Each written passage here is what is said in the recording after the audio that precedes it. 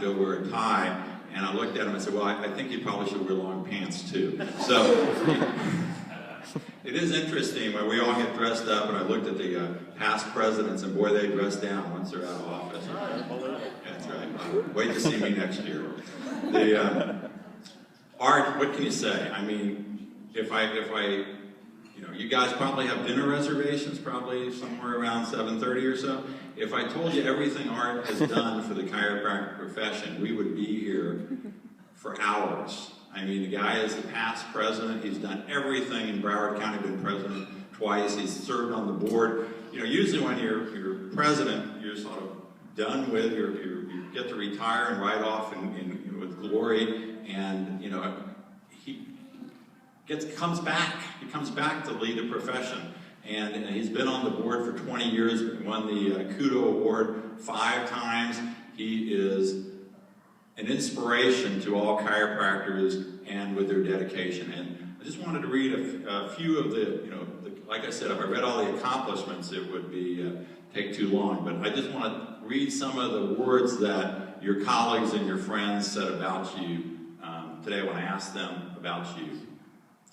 Intelligent, passionate, dedicated and involved, conscientious, down to earth, committed, studious, involved, focused, because of all the things you've done, long-suffering. Somebody said you're also a rodeo chiropractor. Yeah. I have to ask him about that. Yeah. There is an old saying that don't sweat the small stuff, but you have to have somebody that sweats the small stuff. And especially with insurance and how you have to document all of that, the devil is in the details. And it is Art that sweats the details for us to keep us online. He reports to us every meeting on what's happening with insurance, and we know that's right now is the lifeblood of our profession. He has done everything for our profession. And the last word I had, somebody said verbose.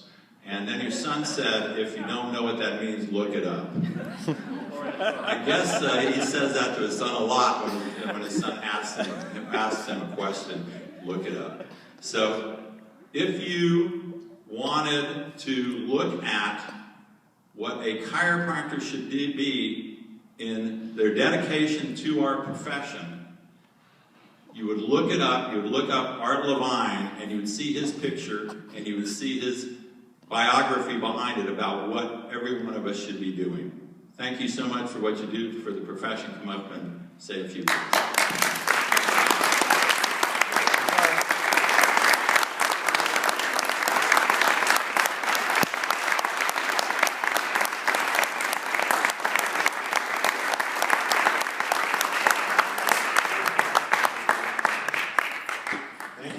Starting to sweat a little bit. I heard Dr. Morrison and Dr. Gordon were conspiring to make me chairman of 5 more committees, so I wanted to kind of move along a little bit more quickly.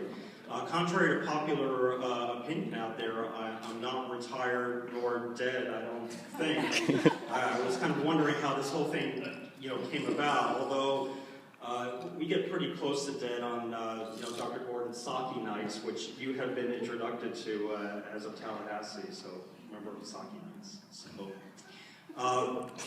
people ask me why I get involved in so much and how my involvement has come about, and that really lies with my mother.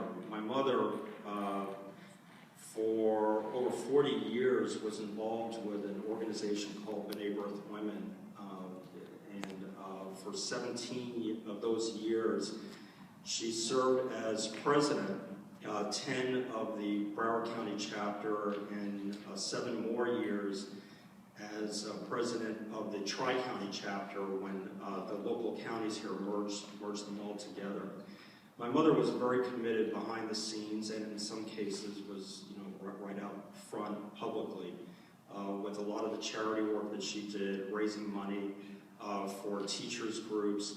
I think the only person here that may know a lot about this is Dr. Welikoff, because if you remember, she used to do the ad books, and Dr. Welikoff used to advertise in those ad books, and she would create these calendar appointment books for teachers all over Broward County every year.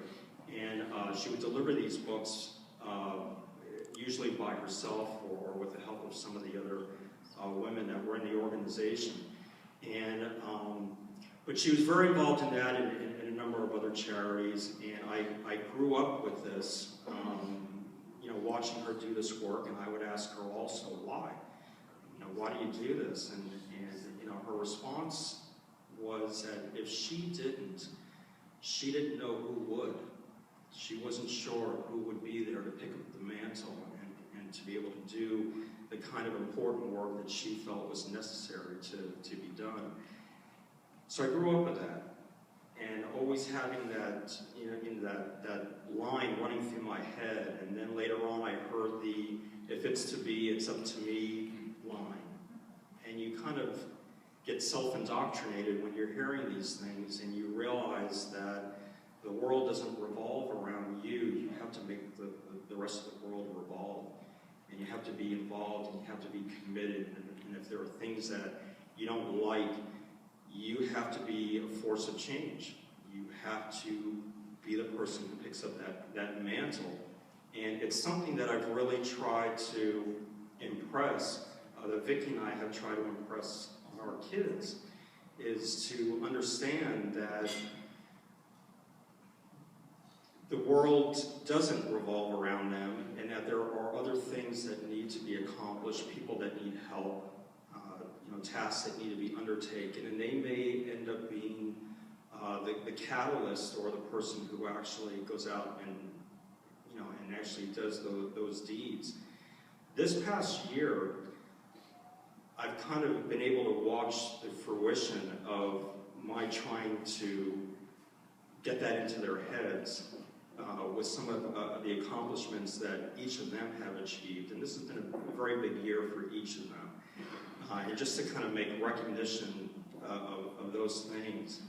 Heather, our little one, just turned 13 years old, maybe the youngest person to ever have been given the title by the Humane Society as an adoption ambassador. Normally, it's a title that's given to upperclassmen in high school because of maturity levels and because of their involvement with doing work with the Humane Society. We've been a foster home for kittens, and we have a menagerie of animals in our house, from turtles, birds, fish, kittens a lot of the times, and we kind of get them ready for adoption and whatnot.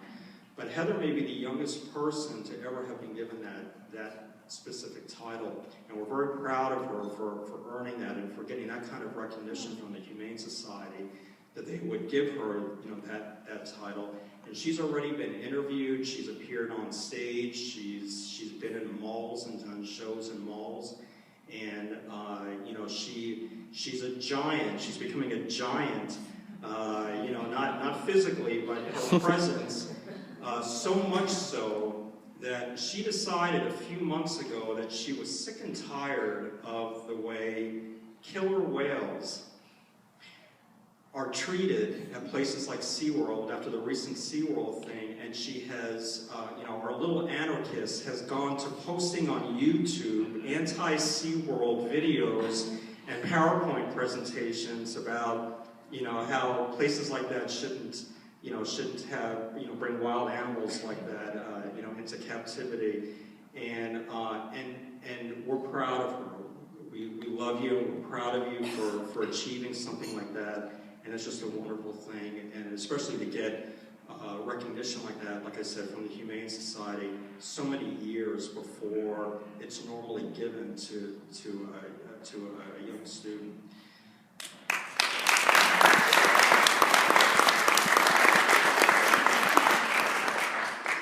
Our oldest, Corey, who just finished his freshman year at Nova Southeastern University, Corey is a finance major, and he's getting minors in leadership and entrepreneurship. Corey had the privilege during his freshman year of meeting graduate students that were officers in the Graduate Business, Economic, and Finance Association at Nova Southeastern, and that's part of a much larger national association. And he befriended these officers of this graduate program while being a freshman in undergrad. His economics professor, who was the faculty advisor to that group, saw that Corey was taking a very big interest in what was happening there, and Corey raised the question of, why isn't there an undergraduate economics and finance program to prepare the undergrad students to go on to do work like that with the graduate program? Well, his professor took that under consideration and said that nobody had really posed that question before. And he had to take it to the officers of the graduate program, who then had to take that same question to the national program. And they decided that Corey was right. There should be an undergraduate program that's put into place, an association or a club. And what they decided to do was that in honor of his persistence with this, and there was a lot of back and forth that was going on about this, and he wouldn't drop it, in honor of this, they came back and said that there will be an undergraduate economics and finance association on campus, and you will be the first president, historically, of that association. Not only that, because there can only be one, but not only that, but they decided that in the historical documents for that, they are naming him as the sole founder of that organization, which is usually a privilege that's only given to professors who put these organizations together. So he has achieved something by being persistent and finding where there was a need and trying to fill that particular need. And that's just been a wonderful thing. And to happen to somebody who was a freshman, going into this program, was really fantastic. Mommy and I are proud of you, Heather. This is the kind of thing that I was kind of raised and nurtured with, was this kind of involvement. From that, I just want to make a recognition. There's so many people here that I've known for so many years that I know have given so much. By the way, congratulations, Craig, on the governorship, ACA, new ACA governor, Southeast District.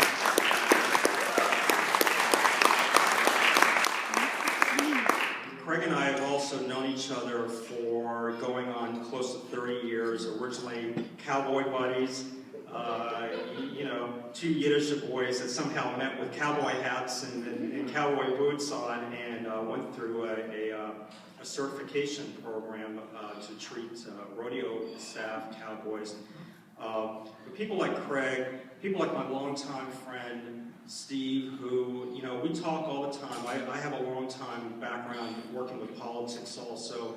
And, you ask the question, why? And if you only knew what politicians, especially here in Florida, get paid, you would think, what do you go through all of this for? This is, some kind of a sadistic act on somebody's part to give up what you give up in practice, to go and do that for a lot less money.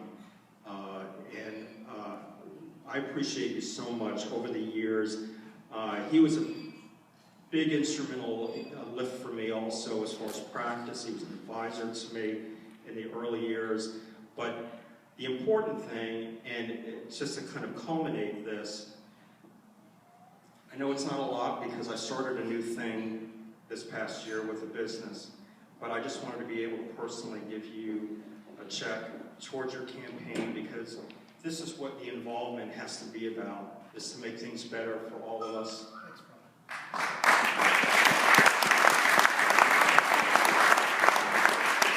Thank you, everybody. I appreciate this so much, and please have an enjoyable rest of the evening.